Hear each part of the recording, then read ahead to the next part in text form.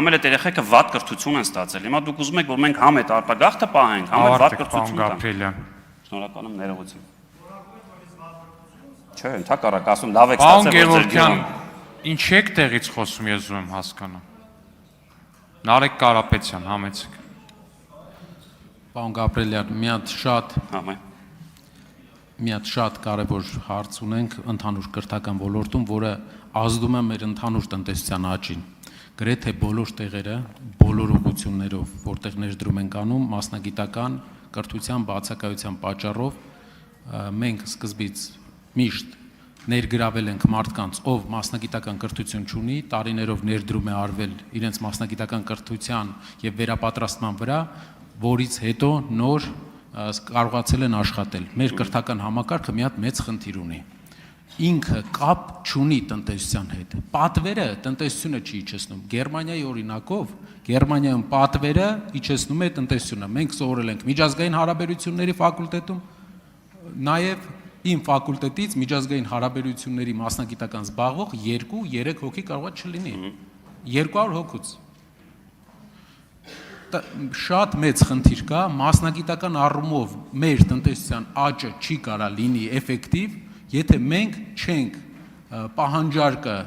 կադրերի կապում կրթական համակարգի հետ։ Ես լսել եմ, որ ձեր կուսակցության շատ ներկայացուցիչներ ասել են, որ մեզ պետք է ակադեմիական կրթություն, զարգացնել ակադեմիական կրթությունը, բայց այդ պարագայում բոլորը ակադեմիական կրթությունով, եթե խորանում են, զբաղվում են, դրա իմպլեմենտացիան մենք չենք հասկանում ոնց է մեր վրա ազդելու տնտեսության վրա։ Պետք է տնտեսությունը պատվեր տա կրթության ոլորտին։ Սա շատ կարևոր հարց է ու մեծ ազդեցություն կթողի տնտեսական զարգացման վրա։ Շնորհակալ եմ, պարոն Կարապետյան, վերեցիք հենց հատկապես Գերմանիայի օրինակը, այս նախորդող 5 տարիների ընթացքում GIZ-ի աջակցությամբ մեր հանձնաժողով մենք մի քանի անգամ այցելել ենք Գերմանիա, այնտեղի լավագույն փորձը վերցրել ենք եւ նախորդ տարի ընդունել ենք հենց այդ ես իմ խոսքում ասացի, չգիտեմ, գուցե չնկատեցի կամ լավ չասեցի,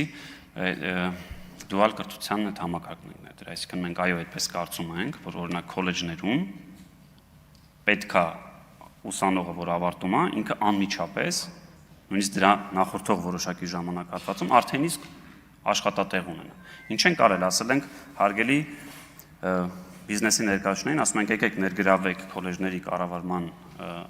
կամ խորհրդում կամ որևէ ձևով հուշագիր ստորագրեք եւ օրինակի համար տեսական գիտելիքները ուսանողը կստանա դասախոսից, բայց այդ տեսական գիտելիքների գործնական մասը ոչ միայն կստանա գործարարից, այլ նաև գործարարն է գնահատելու։ Եթե ավելի պատկերավոր ասեմ, հիմա տրանսֆորմատորներից եք պայմանական, խոսում ենք, էլի առանց որևէ բան։ Հիմա այդ մասնագիտությամբ սովորողը ինքը տեսական գիտելիքները ստանա քոլեջում, բայց գա ձեր մոտ, ձեր գործարանում, դուք իր աշխատանքը գնահատեք եւ դուք դառնաք իր դասախոսը որպես այդպես։ Հետո գնահատեք, ասեք օրինակ Սիսակ Գաբրելյանը, այս տեսական մասը, որ սերտել է քոլեջում, գործնական մասն է գնահատում եմ այսպես, որովհետեւ մենք կարծում ենք, որ այդ թիվը, որ օրինակ ես էլ հպարտությամբ ասի 47000, այո, համաձայն եմ ձեզ հետ։ Իսկ արդյոք մենք ունենք կամ պատկերացում ունենք, թե 47000-ից քանիսն են այդ բանը, որ ավարտեն կգնան եւ կմտնեն աշխատաշուկա։ Մենք կարծում ենք, որ տանջուրպետը շատ մեծ է, այո, որոշ դեպքերում շատ մեծ է, որովհետեւ կրթական համակարգում այն ինչը որ մենք սովորում ենք, այդ բիզնեսը դա արդեն 15 տարի առաջ այդ մեթոդներով չի, իմ մոտ էլ ա եղել այդպես։ Առաջին մասնակցության որ սովորել եմ ԵՊՀ-ում, դրան զուգահեռ նաև աշխատում էի Հայաստանի լավագույն լրատվամիջոցներում, այն ինչը որ ես այնտեղ սովորում էի, ես հետո որ դասից հետո գնում էի աշխատանքի, ես հասկանում էի, որ ընդհանրապես մեկը մյուսի հետ կապ չունեն։ Այստեղ համաձայն եմ ձեզ հետ, բայց այդ մոդելը ներդրված է, եթե էլի այլ լավ լուծումներ, հենց գերմանական օրինակն ենք վերել, ավելին Նիդերլանդներ են եղել եւ այնտեղ նույնիսկ բիզնեսի որոշ տեսակների վրա դրած է այդ պարտավորությունը, ասում եմ դու պայմանական ունես 100 աշխատող, տոկոսա դրած, 3 կամ 5% պետքա պարտադիր ներգրավես քոլեջի ավարտական կուրսի երեխաներին, այսինքն բիզնեսը որ բացում է, ինքը գիտի, որ ինքը պետքա իր աշխատողների ընդհանուր թվականակի որոշակի տոկոսը ներգրավի այս քոլեջներից։ Կարող ենք նաև ավելի մենք էլ այդ մոտեցմանը գնալ եւ որոշ դեպքերում, որոշ մասնակիցներով բիզնեսին, այսպես ասենք, պարտադրենք, որ քոլեջներից դերցեն, որտեղ մեծ հաշվով, այո, վերջնարդյունքում այդ մասնագետը թե կարմիր դիպլոմով կրնի, թե կապույտ դիպլոմով կրնի, իր արդյունքը, իր գնահատողը այն գործարարն է, որը իրան պետք է աշխատանքի ընդունի։ Արձագանք Ոչ միայն քոլեջների, այլ նաև համալսարանական կրթության մասին է խոսքը, որովհետև շատ ոլորտներ կան, որ խորը համալսարանական կրթության կարիք ունեն։ Դուք ասիք մասնագիտական Այո, համալսարանում անգամ մասնագիտական, օրինակ, տարբեր արդյունաբերական Բրեշա քաղաքը Իտալիայում հիմնականում արդյունաբերական համալսարանական կրթություն է տալիս։ Եվ ժամանակի շատ կարևոր է, եթե այս ուղղությամբ աշխատանք կատարվի, մեր գործընկերները այդտեղ նաև կարևոր փոփոխությունների առաջարկներ կանեն։ Մյուս հարցը IT ոլորտը բավական մեծ պահանջարկ ունի, բայց մի խնդիր կա, վարձերը շրջանների մեր հայրենակիցների համար բավական բարձր են, օրինակ պոլիտեխնիկական համալսարանում։ Քանի որ ով ավարտում է արագ աշխատանք է գտնում, գործազրկության հարցը, որը 100,000-ներով է մեր երկրում, մենք կարող ենք լուծել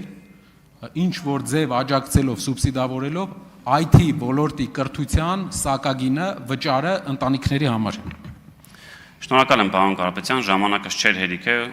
ուրախ եմ, որ հնարավորություն տվեցիք ասելու, մեր նախընտրական ծրագրում գրված է, որ սոցիալական խնդիրների կամ ավելի պարզ ասած գումարի պատճառով որևէ ուսանող, որը մոգից բարձր շեմ ունի, դուրս չի մնալու համալսարանից։ Եթե ավելի այսպես ժողովրդական լեզվով ասենք, քանի որ նաև հետևել եմ ձեր նախընտրական շրջանում, հատկապես այս բլոկի խոստումներին, անվճար է լինելու մեծ հաշվով, ես այդ բառը չեմ սիրում անվճար, որովհետև կարծում կրթությունը նախ չպետք է լինի անվճար, այլ հարցը, որ դա այլ աղբյուրներից պետք է ֆինանսավորենք։ Այո, մեր նախընտրական ծրագրում ֆիքսել ենք եւ նաեւ կառավարության ծրագրում կա եւ նաեւ կարող եմ ձեզ ասել, որ անցնող 5 տարիների ընթացքում ես չեմ հանդիպել այդպիսի դեպք մի ուսանող, որը ունի մոգի բարձր շեմ եւ դուրս է մնացել համալսարանից։ Չեմ հանդիպել եւ նաեւ արձանագրել ենք, որ այս նոր համակարգում էլ այո, պետք է այնպես լինի, որ որևէ մեկը դուրս չի, որտեղ եք հասկանանք, էլի, այդտեղ մի բիզնես տրամադրություն, եթե մեկը սովորելու է, այտենց վատա սովորելու, գուցե վնաս ենք անում, որ այդ մարդուն փողը տալիս ենք, ինքը շարունակում ամանալ, որտեղ հետո ավարտելու է անիծի համ կյանքը, համ էս, ասես ինչ դժբախտ երկու անգամ։ Հա։ Ավարտեք, պարոն Գեգամ Մանուկյան։